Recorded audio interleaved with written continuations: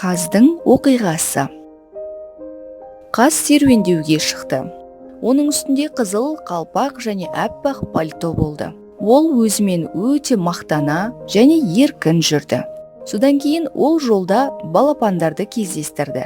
Және айқайлай: «Әй, кішкентайлар, жолдан тез кетіңдер!» Содан кейін ол бірнеше үйректің балапандарын кездестірді.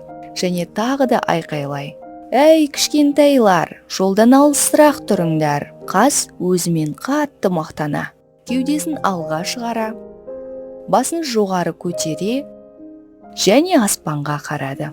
Ол әрі қарай жүре берді. Бірақ ол алдында үлкен шұңқырды байқамады. Плюх! Ол балшыққа құлап кетті. Және үлкен ақ қаз өте лас болды. Енді ол өзімен мақтана алмады.